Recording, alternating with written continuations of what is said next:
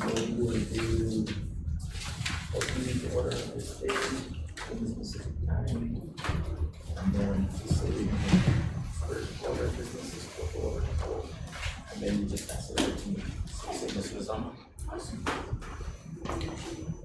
Okay, good morning, everybody. Thanks for joining us. We will call this meeting to order on October 31st at 10:43. Thank you again for attending with us today, and I'll pass it over to Mr. Lozano for the roll call. As I call your agency, please indicate if you're here and whether or not you're voting or non-voting. Guam Police Department. Here, not voting. Guam Airport Authority. Not present. Guam Port Authority. Present, voting. The Attorney General of Guam.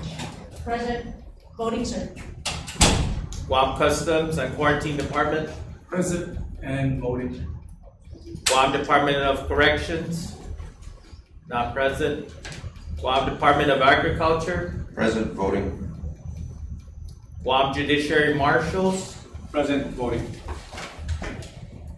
Guam Fire Department. Present, assuming non-voting. Non-voting. Okay, thank you. Guam Judiciary Probation. Present, voting. Department of Administration. Present, not voting. Non-voting. Guam Department of Youth Affairs. Present, voting.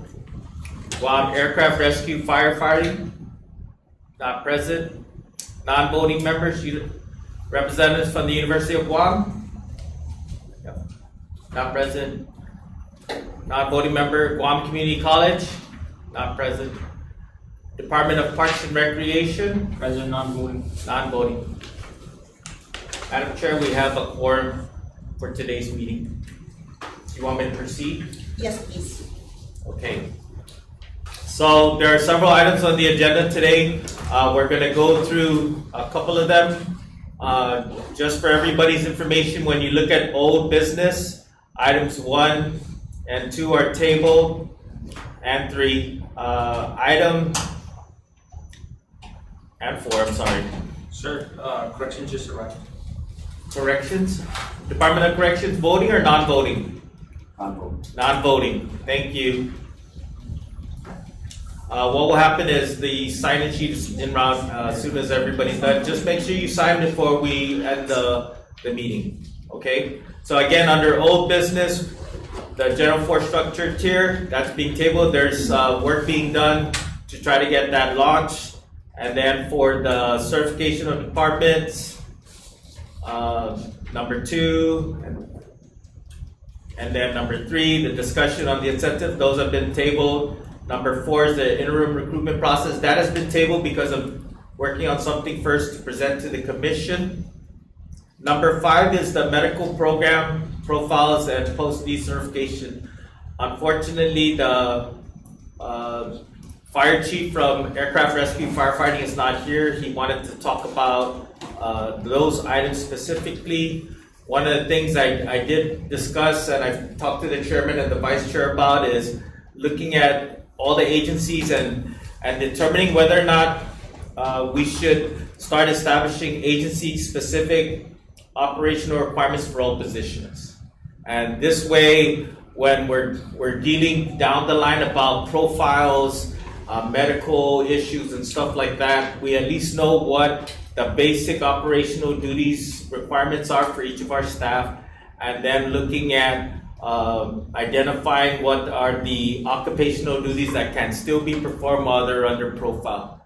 Again, this is something that I'm asking each agency to look at. This stuff has to be vetted by the commission. It also has to be vetted through the Department of Administration before we can decide moving forward whether or not we want to adopt these operational requirements.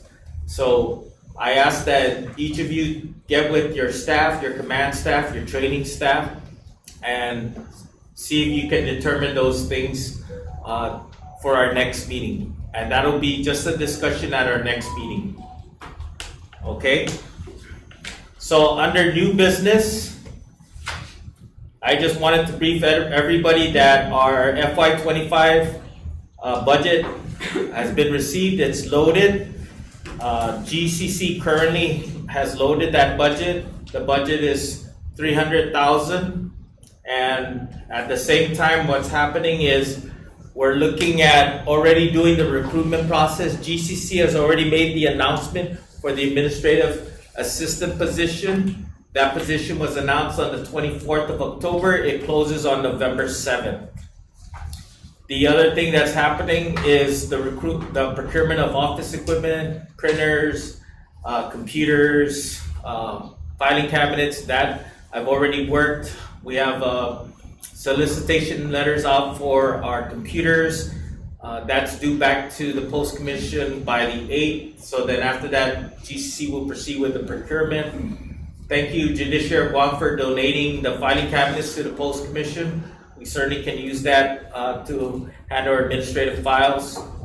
I've already entered into the lease agreement with the Guam Community College for the current space that we're occupying, the same space.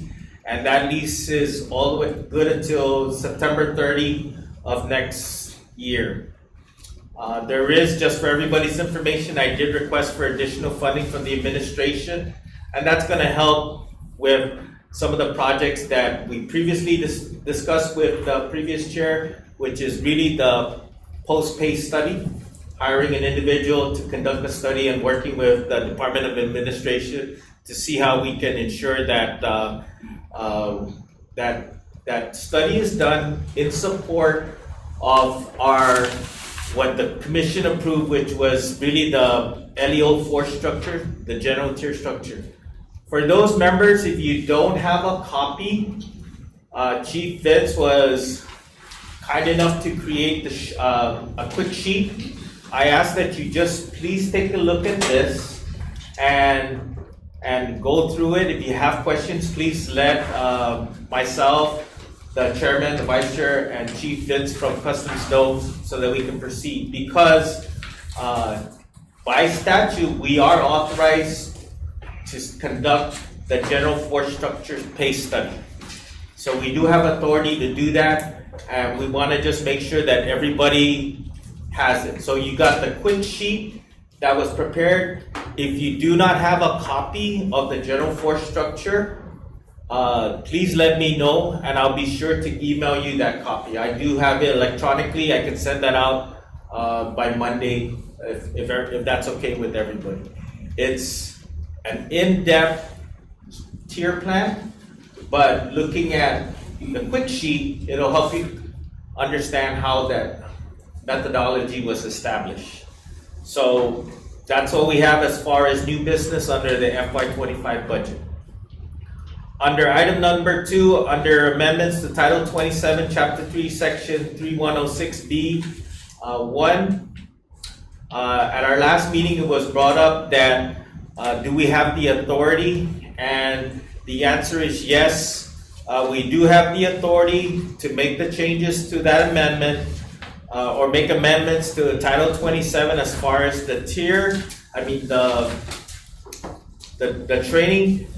That was based on the public law, and it was signed by the Governor Lulion Guerrero, on March 30th of 2020. So the question last month, whether or not we have the authority to make it, the answer is yes. So one of the things that we had discussed last week, and it's an item up for voting today, is the inclusion of certain requirements under Category 1. The inclusion includes dynamics of substance abuse, emergency vehicle operated course, physical development, criminal investigation, and interpersonal relations. The previous commission voted to include EVOC and criminal investigation. Now, unfortunately, we did not go through the AAA process to amend that statute. So what we need to do is vote on whether or not we are going to add the additional courses for all the Category 1, which are dynamics of substance abuse, EVOC, physical development, criminal investigations, and interpersonal relations as the mandatory requirements for Category 1 officers. If you've actually looked, and you can check with your training and staff divisions, if you actually look at your training and staff, the apprenticeship curriculum that you currently use for GPD, Customs, DOC, DYA, and Agriculture already includes these courses. But when you look at 27 GAR, those are not required by statute. So you're already doing it. So my recommendation, and it's up to the commission to take this up for a vote, is to include dynamics of substance abuse, those 5 classes. Although EVOC and criminal investigation was the only 2 items that were previously approved to be added, I requested, and I briefed it last time, that dynamics of substance abuses should be included because of the issues that we're having on our island. Physical development should be included because we do have a physical fitness requirement on it. And then interpersonal relations is what I included. If we include that as the base, then when you look at Title 27, it says cultural sensitivity and awareness. Interpersonal relations actually covers that course. So taking it within your apprenticeship cycles will satisfy that requirement. Just like taking first responder will satisfy the requirement for first aid, because when you take first responder, you get a first aid card. So that's, Madam Chair, that's the item up for vote at this time. Is there any discussion on that? Does anybody have any questions on that? I know that we've talked about this, we talked about it at the last meeting in Yes, ma'am. August. And any discussion on that?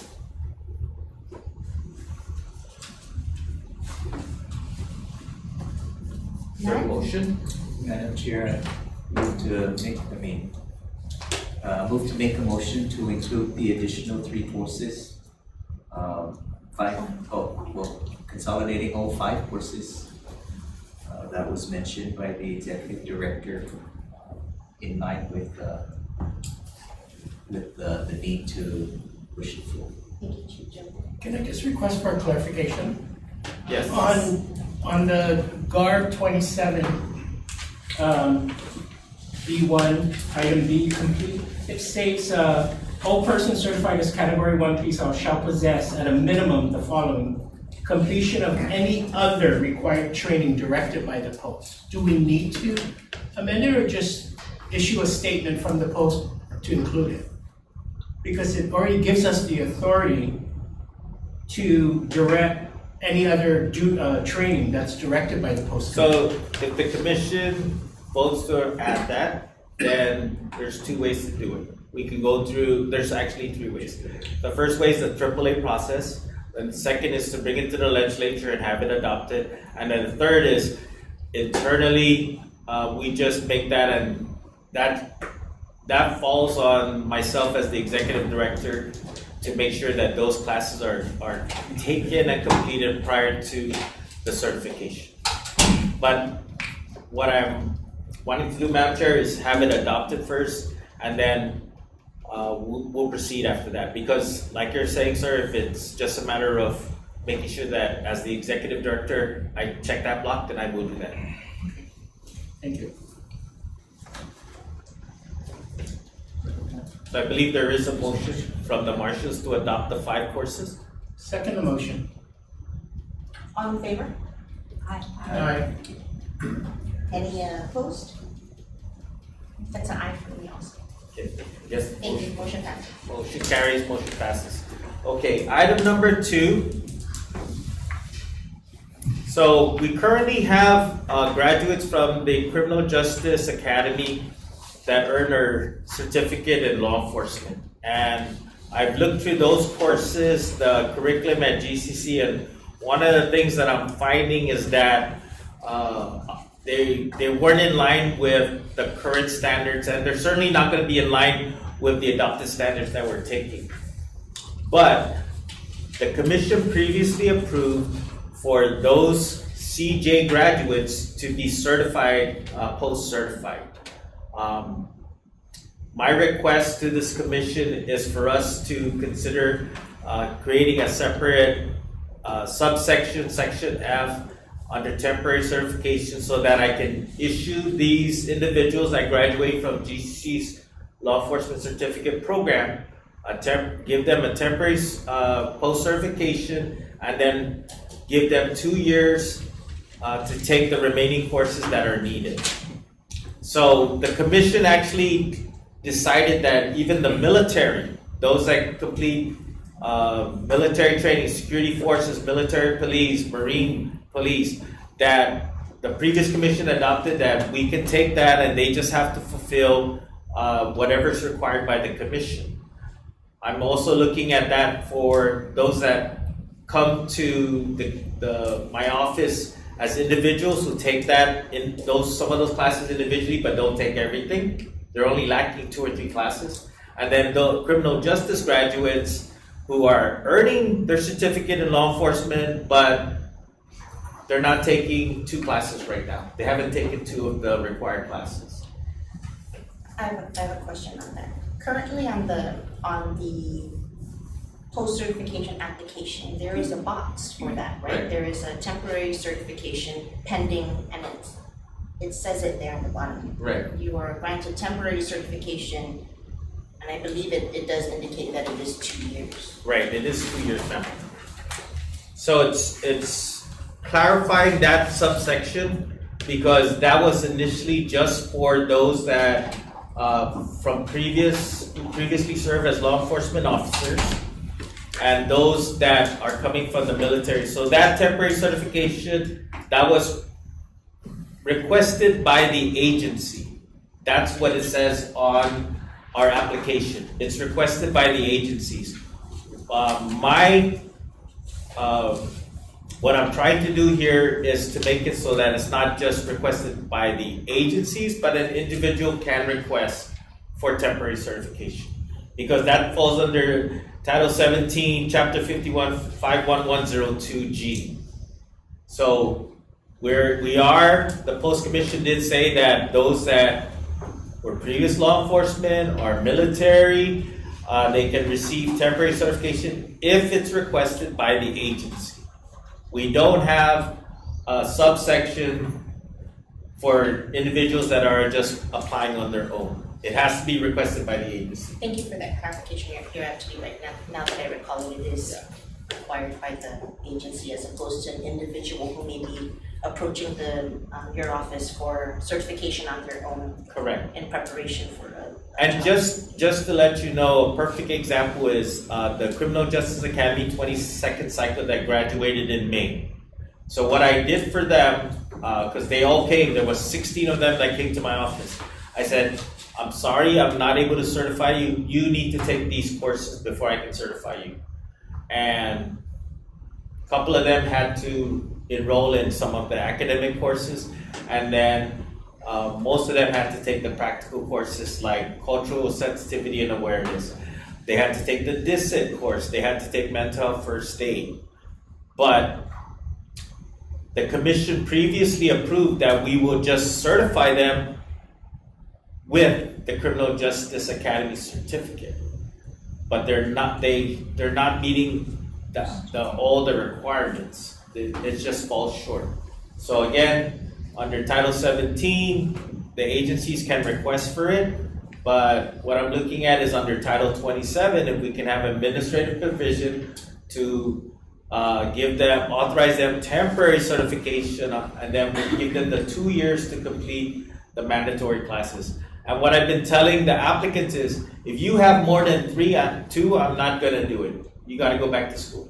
But if you have 1 or 2 classes, like you need to take the DISIT class or you need to take mental health first aid, then I'll give you a temporary, because those are 1-day classes. Those are simple enough to complete. And there are regular classes being conducted by DISIT, by Guam Behavioral Health and Wellness Center, by Public Health and Social Services to meet those post requirements. So that's why I'm asking for that provision. Mr. Director, I just have one question regarding that. Just things happen, life gets busy. We give the temporary certification for 2 years. At the end of 2 years, say the individual does not complete those required courses. At that time, what happens to the individual? Does his employment with government of Guam Yes, be terminated? Okay. yes. Because they, post is a pre-employment requirement, right? We're issuing a temporary, they still have to complete those classes to get full certification. Okay. So, So I'm just thinking if there's a caveat to put it in there that they remain in a probationary period until that's completed. what I need to do then is check with DOA, Okay. how that will play out. Because Because you bring up a great point. So that's a discussion that I have to have with DOA. Okay. Because once you bring them on board, then It's they're hard to get- classified Yeah. employees, they become classified, and so, yeah, then we have to see how that portion is going to play into terminating. I think that line of saying they remain in a probationary period until the certificates are complete should be one of the requirements. Okay. Because I foresee 2 years goes by, oh, I'll get to it, and then, from one administrator to another, or one DOA personnel to the other, they just, it can go unseen almost for years. And then, I'm sorry, go ahead. So the issue you're gonna run into is that if the person already passed their probation, you can't re-put them on probation. But the fix to that is the adverse action rules. Failure to strive to establish rules, right, is part of the, one of the reasons for adverse action. And if you don't fulfill certain requirements, you can issue a notice of proposed adverse action, Okay. followed up by a final notice of adverse action. Sounds good. Yeah, you may have to go that. Yeah. Okay. So let's take it back a little. So, and this is a question really for DOA. So, if we have military people that were previously certified, given temporary certification because it was requested by the agency, and I look through the files and I see that they have not completed their posts, that's where It's an agency. we may have a problem as well, right?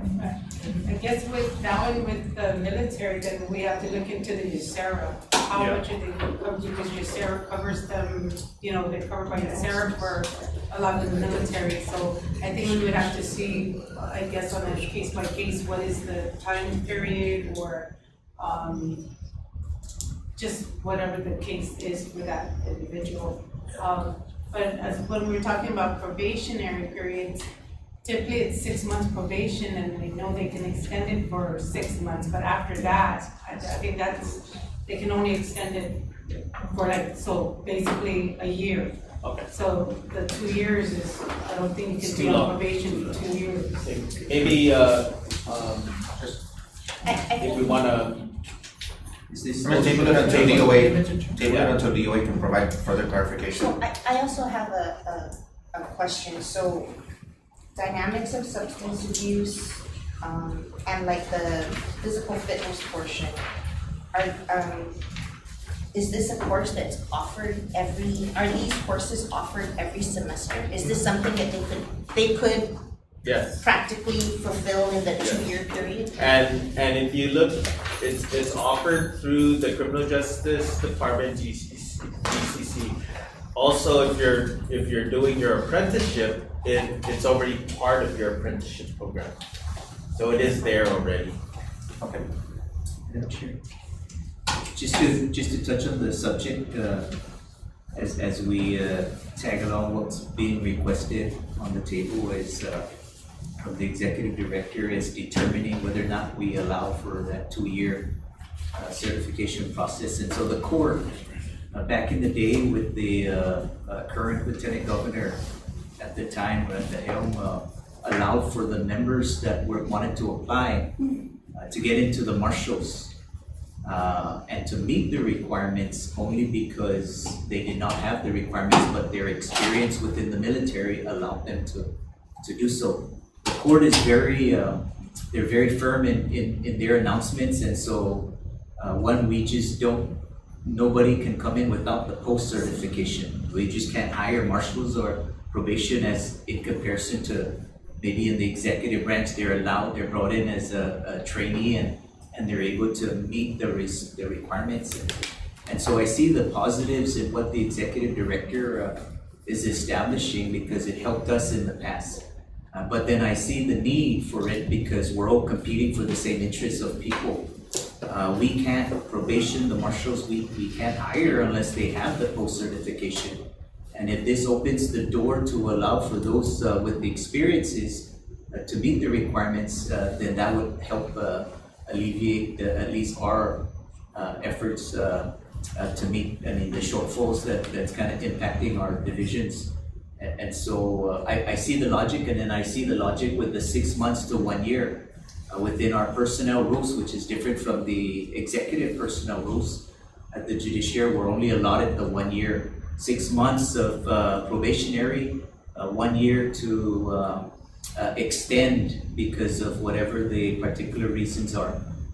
And so that's where we would be kind of impacted if in the event that they're given the 2 years.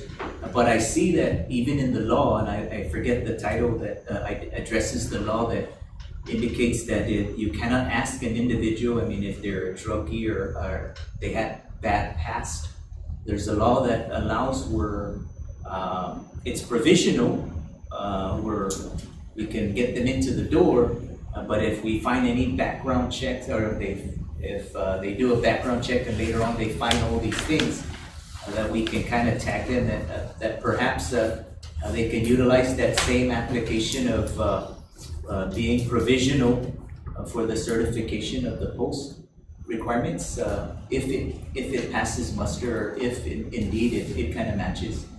And just going back to DOA, unless they change the law to reflect 2 years, I don't think that you're able to kind of push this forward unless it's approved. And last thing on the USERRA, USERRA only applies for those members that are in the military, right? And they're employed. So if they're not employed and they're trying to get employed, then the USERRA applies because it protects the interest of the service member. But if they're just applying and they're not employed, then they're as with every individual trying to get that post certification. But I see the benefits of what the executive director is pushing because it's helped us. We got 6 to maybe 9 individuals in the military that kind of utilized or leveraged it at that point in time back in the day to meet the requirements and then get hired as a marshal for that purpose. But just kind of sharing for the pleasure of the group. Joe, I have a question. If a temporary certification is granted, does that meet your qualification or do they have to be fully certified? So we would have to bring it back to our legal because legal with our parameters, it prevents any provisional inclusion. Status they have. Yes. Oh, okay. So We they would have have not to- qualified for the courts. I have a question. Does the temporary certification have, why 2 years versus just 1 year?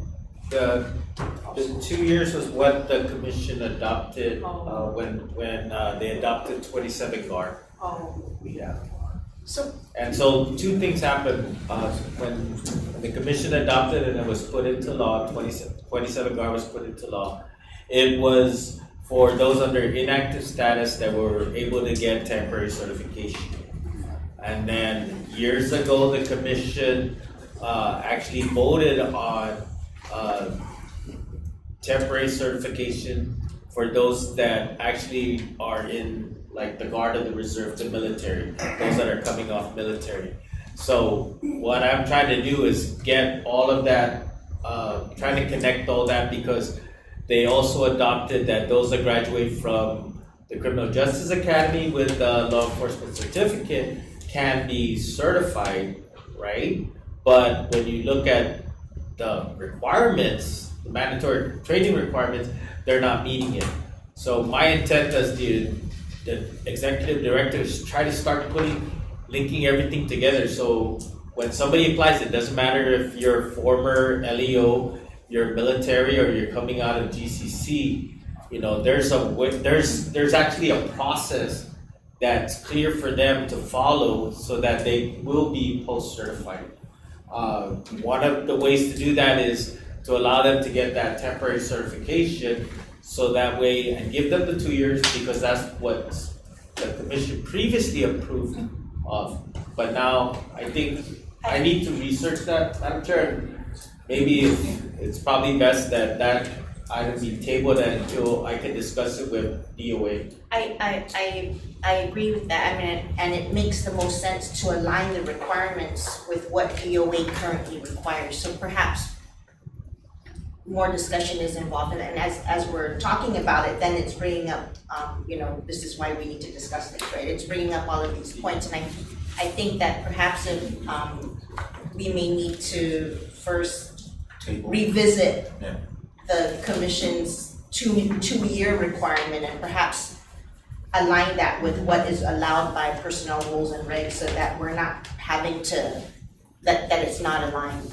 Correct. But I agree that, again, we're the Peace Officer Standardized Training Commission, right, and we need to standardize the training, so if it needs to align with what the personnel rules and regs for both, for the Guam wide as well as the judiciary, I think that makes the most sense. Okay.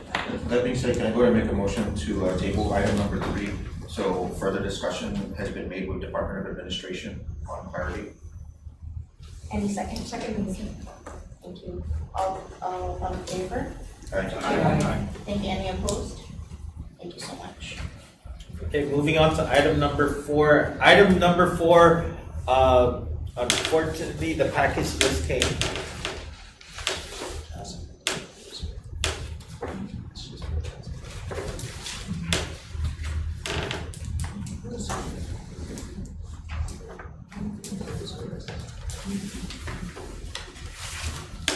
So if you allow me to pass this out.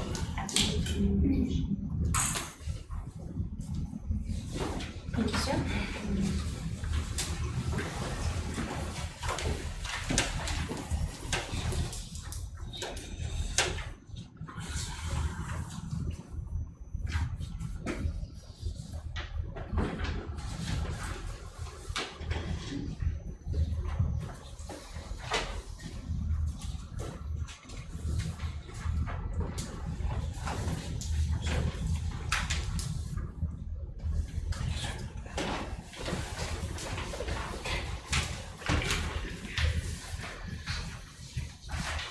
Okay, so item number 4, when you look at 27 GAR and you look at 17 GCAS 4 as Category 2 law enforcement officers. Category 2 law enforcement officers are those, the Attorney General Guam and Assistant Attorney Generals. It also includes Special Deputy Marshals. And if you look at the Special Deputy Marshals, those are actually your collection, your compliance officers at the Department of Revenue and Taxation, and so forth, as well as your process servers that within the Judiciary of Guam. When I looked at that, it just says that they are post-Category 2, but there are no training requirements for them to complete, unlike Category 1 officers. So what you have before you is a draft. I would like for everyone that has, especially the marshals, to look at this because these are your Category 2s, right? And determine whether or not we need to make a decision on establishing the minimum training requirements for Category 2. Category 1 and 2 also requires that all of these officers take the physical agility test, or your PT. 1 and 2 applies. So we need to make sure that if there's a training requirement, a minimum training requirement, if there's a physical fitness requirement, my goal is to just try to establish some standards. And what is the minimum training requirement standards that we need for our Category 2? So you have that in front of you. We can discuss it, or if you want to digest it until our next meeting, that's perfectly fine. But it's something that as the Executive Director I'm trying to address is to establish all the training standards for all of the categories. So Category 1 we already voted on. Category 2 is on the table right now for review and consideration at our next meeting. And then in January, we'll look at establishing some of the standards for Category 3 as well.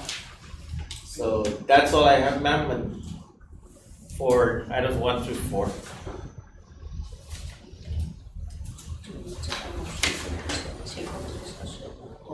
Mr. Director, I have a question regarding this, just real briefly. Assuming there's students that are currently taking the CJ courses here, GCC and all that stuff, and balancing life and all that stuff, they see they meet the minimum requirements of the 34 for category 2. Assume we adopt this as category 2, would there be a certificate different from the certificate for just this level? Correct. Okay, and that way that if a student has already met this requirements, he can say, well, you know what, I'm only interested in applying for category 2 post jobs. Yep. I'm done, can I receive my certificate? I'll go apply at Marshalls, I'll apply at different agencies, and they'll be happy with that. And so when you look at the academic credits that they're earning, and it's right now, remember the only approved curriculum is the curriculum here at GCC. The commission hasn't approved a curriculum for each of the mandatory requirements yet. We are going to work on that, but it's just establishing it. So the commission previously adopted the actual post certificate. It's going to have the individual's name on it. It's going to be signed by the chairman and the executive director. It's going to be controlled. It has a control number at the bottom of the certificate. One of the things that I'm working on is purchasing an embossed stamp. That way, when we actually print the certificate, it'll have the original signatures for category 1. My intent is to apply that to category 2. So that way it's consistent, category 1, category 2, category 3. My goal is that by summer of next year, all of our existing members will actually receive a post certificate, which is something that DOA is going to be looking for, and all the HR departments for Port Authority, airport, the judiciary. It's just this certificate, because the only thing that I'm issuing right now is an approved application that says you're post certified. But we did decide that we're going to have a certificate, and I'm hoping to get all the supplies I need to start issuing that certificate by this summer. So yes, they are going to get a post category 2 certificate. Understood. I mean, while we're in the process of doing category 2, maybe a suggestion, go ahead and identify what would suffice for category 3 at the same time. That this way it's done in one fell swoop. Yes, and I've already started that. Okay. I already have it. What I do is I normally meet with the chair and the vice chair first before presenting it to the commission. So Thank you, sir. Okay. Just to comment on that, as far as the special deputy marshals, I was just wondering if we could have representatives from the 3 agencies, from the AGs, GDOE, and Reverend Taxon.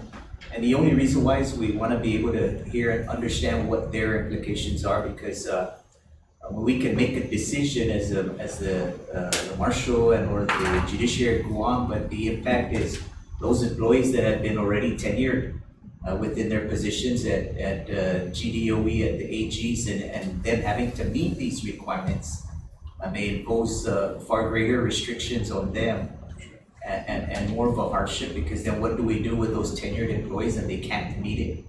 I think that that's a great point, Chief. So if you call for the meeting and you invite GDOE and the AG's office, invite myself as the executive director and maybe the chair and vice chair, we can have that preliminary meeting first before we discuss it at our next post. Okay, perfect. And that way we work out the kinks, and that way when we bring it to the commission for a vote, everything's good, because then you actually do the presentation, and the Attorney General, you do a joint presentation to the commission as far as special category 2s.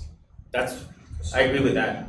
And the only reason why is every year we certify Revenue Tax, and we don't necessarily certify AGs, or because they retain it according to the law. Or we certified the new employees, and man, this at DMV, that was a whole bunch. And my hat's off to them to try to help the item. But I honestly, through my observation and perception is, I don't know if maybe they may meet, but I'm open to to whatever Yeah. help the cause. So we should do that, yeah. Madam Chair, maybe they can establish a post subcommittee like what we did with the PFQT, just for the CAT two Yeah. agencies. We could do a post subcommittee for category 2, yeah.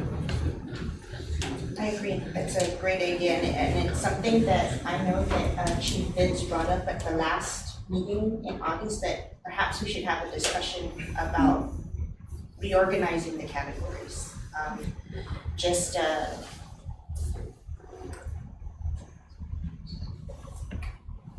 Just some of the requirements here, I already know 2 agencies, at least 2, that don't fit any of this but are category 2 and or category 3. So I think it's worth a discussion to have, that maybe while we're looking at setting these minimum standards, that we start perhaps looking at, maybe we need to reorganize that.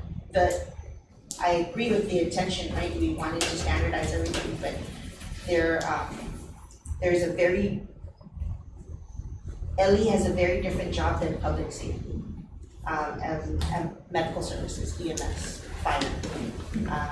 And so perhaps this would be the time to bring that discussion out, and I think that subcommittee would be very helpful in that discussion. Thank you, Altina. I mean, if there's a motion to establish the subcommittee, that'll work. And then I can coordinate the subcommittee meetings, man.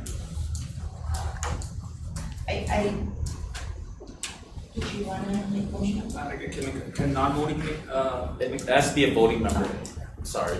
I'd like to make a motion to establish a subcommittee or subcommittee. I second it. Thank you. Is there, any, all in favor? Any opposed? Awesome. If you're interested in doing that, and I would, reach out to my brothers and sisters at GFD and ARC to have, representation on that. And I think it's important for, to have that discussion as well with the special deputy marshals, that are deputized by the Marshals Division. There's 3 agencies, Yes. the Department of Law, AGs. the GDOE, the resource officers. I think they changed their titles, so they may need to update or change the code, codify their title.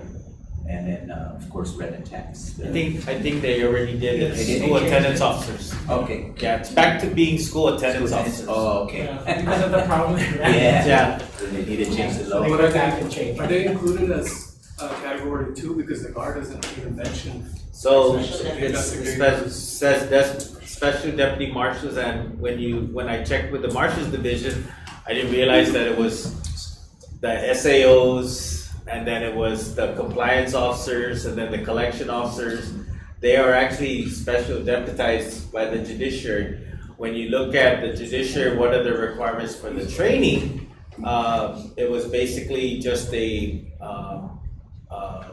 orientation and a brief training on some of the administrative process server requirements, right? And so looking at, because they're under post as category 2, is making sure that we establish some standards. We do not have to, this commission does not have to adopt everything that I've submitted. It's really up to this commission to decide whether or not you wanna say, no, John, I don't wanna take that one, and I only want them to do this. But it needs to be adopted by the commission so that at least we establish what are the training requirements for post category 2. Absolutely makes sense. There's just, one of the caveats you can have in there is there's a standardized training, but always leave that room open where it's subject to additional agency requirements. If that line is always included in there, then if at my agency, it's okay, good, I'm glad you've got post certification, you've got your criminal justice degree, but in order for me to accept you into my agency, again, here's my requirements. Yeah. Different for marshals, different for park police. As long as there's that caveat for that the agencies can hold for themselves that says, okay, great, here's the standard. But for my agency, for employment, I could impose additional training. And the other route to this, just saying there, right, is once you have those certifications for a category 3, 2, and then 1, perhaps in the future, cycles can be built upon that schedule. GCC says, okay, here's your educational path. You're working towards a category 3. Here are the job openings that are available for you. This agency, this agency, this agency. You're a process server, you're SAO, you're this and that. For the retro ones at Department of Education, maybe that 2-year certification, that extension of temporary certification, and says, okay, you just have to take 12 credit hours, and you've got 2 years to do it. That will keep them employed, doing what they need to do, now knowing they have a 2-year window to take classes at night or whatever, and then they become certified in that fashion. And when I looked at the category 1, I hate to go back, but when I looked at the category 1 and I said, let's include those 5 classes, your apprenticeships actually exceed that. GPD, they're actually earning 49 credits. At a minimum, every agency is earning 43 credits. And yes, it's agency specific, so DOC added included corrections. Conservation, they added their Marine law, right, and stuff like that. So just establishing what the basic standard is what I feel this commission should do. Then within your agency for your apprenticeships, you can increase it, which is what's happening now. Because not everybody takes traffic law enforcement, only GPD takes that, right? And so not everybody takes intro to corrections, only DOC takes that. Then the Marine is only conservation. But at least we have the minimum standards established. So it's attainable, that's what it is, it's attainable. Okay. And using your apprenticeships, you add the additional class that your agency specific needs. Okay? So thank you for that, we'll establish it. Open discussion? Open discussion now? Yes, or- I just have one real quick on open discussion. November 6th is the site visit for Camp Blas firing ranges. The time is 12:45 to 5 p.m. 12:45 to 1700 hours.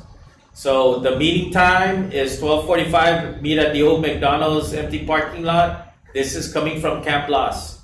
Then we're going to transit to the military operations, the Mount course, the Mount site, the Skaggs range at 1300. We go to Skaggs range first, then we go to the LFTRC, which is the live fire training range complex. And then after that, we're going to transition back to Camp Blas, the cantonment area.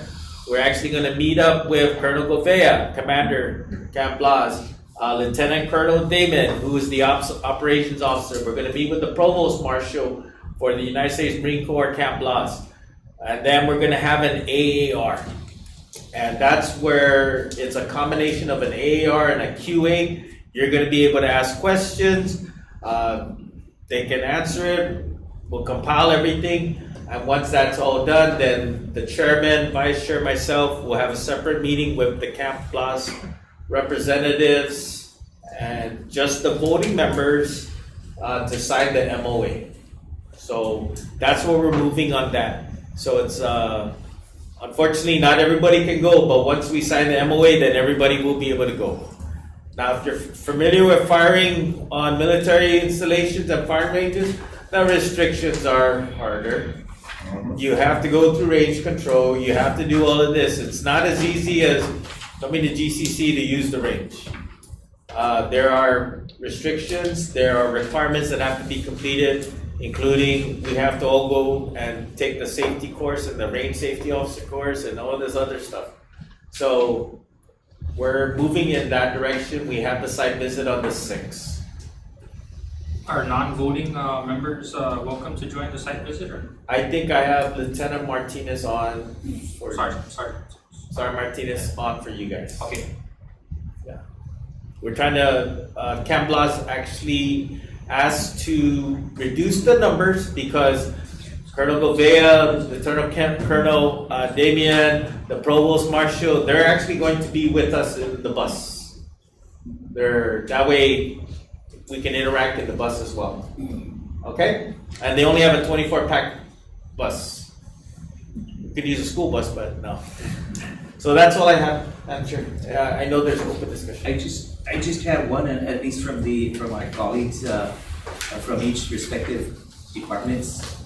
But when they bring in, like GPD, for instance, if you bring in your police officer trainees, they don't meet the certification because you can hire from the outside, and then you keep them in. Is it 6 months or 4 months or upon completion, and then you certify them, or to get their, okay, so DOA allows GPD, and I'm thinking it's the executive side. For us, we can't hire unless they have their post certificate.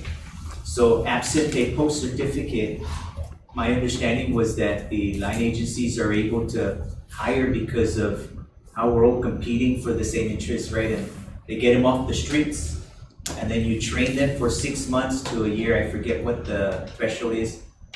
But do they get the certificate from GCC based on your, after the 1 year, right? Or is it 6 months? So I can answer that. So with the last cycle, the 22nd cycle, what happened was they completed their 9.5 months of training. After that, individually, they applied for post certification. What GPD did, their training and staff, was they actually ensured that all the POTs, all the police officer trainees, could complete the application, do the proper, submit the proper attachments, then that's given to me, and then I review it. So that's how they were able to do it. So upon completion of the police officer training cycle, they are actually post-certified.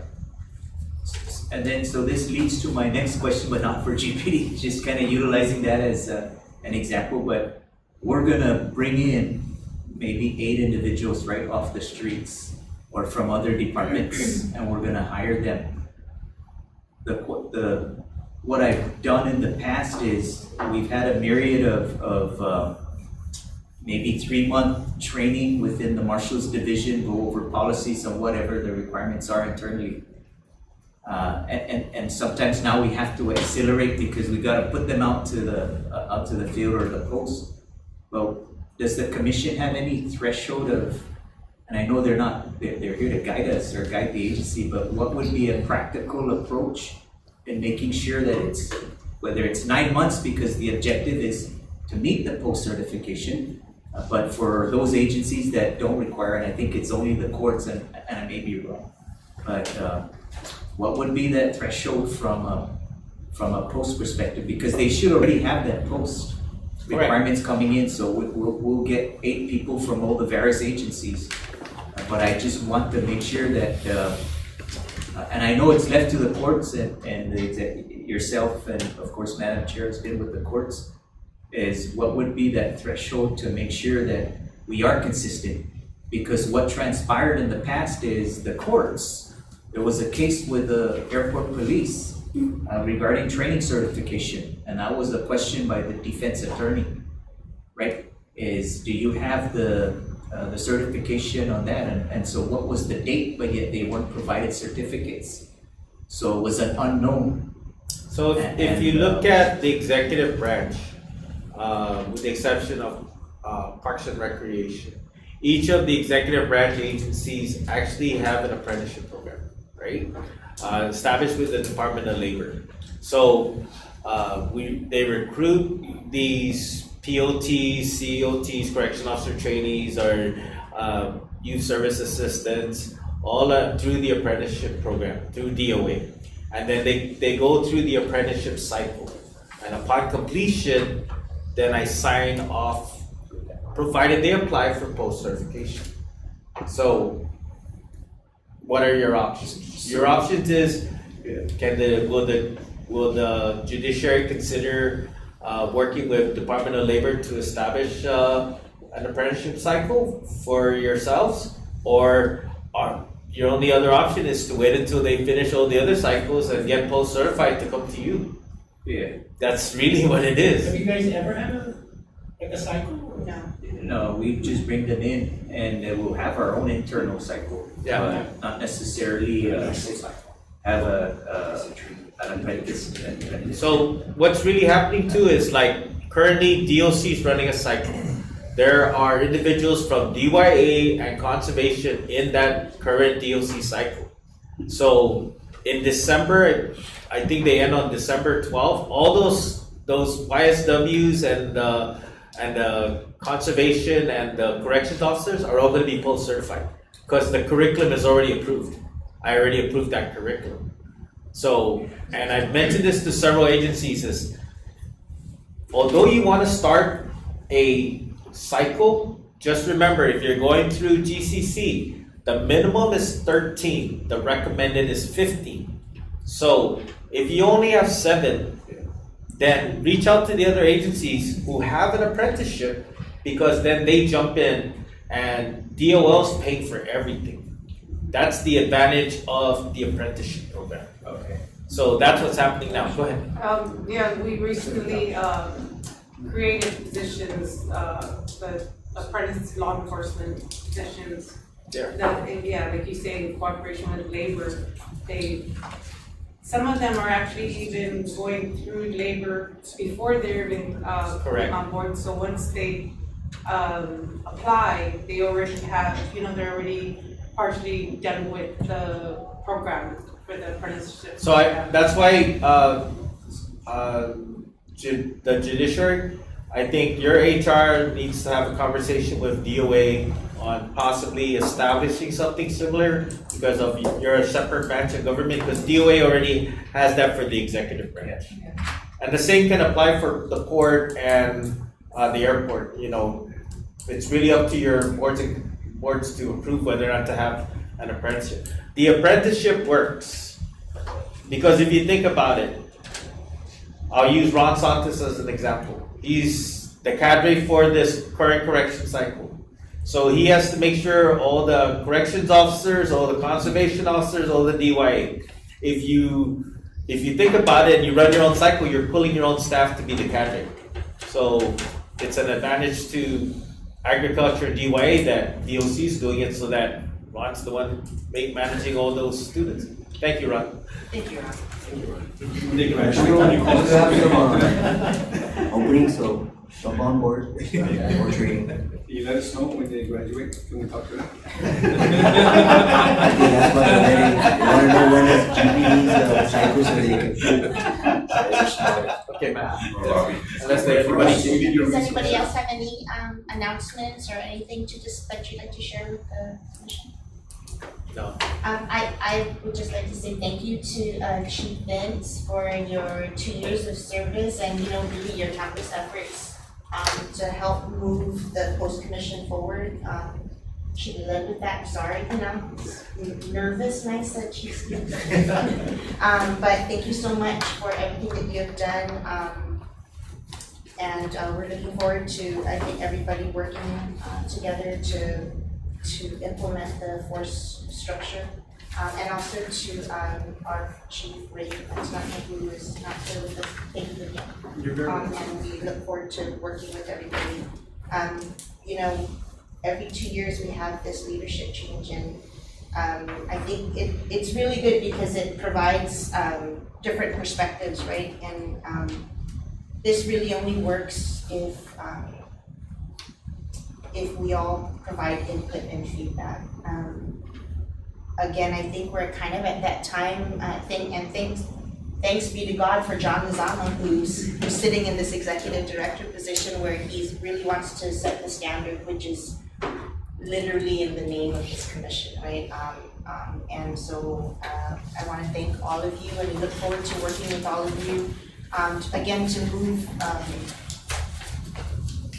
forward and kind of make some changes that if we need to, that will benefit everybody. So thank you. Any motion to? Well, just to let everybody, our next meeting is scheduled for January 30th, 2025 at 10:30 here in the LRC. And John will reach out, probably by email, right? Anybody who wants to. The subcommittee. The subcommittee. Yes, I'll reach out on the subcommittee, and I still have open discussions that I need to have with DOA. That's all, man. Motion to adjourn. Second. All in favor? Yeah. Awesome. Thank you so much. Thank you. Happy Halloween, everybody. Happy holidays. That's right. That's right.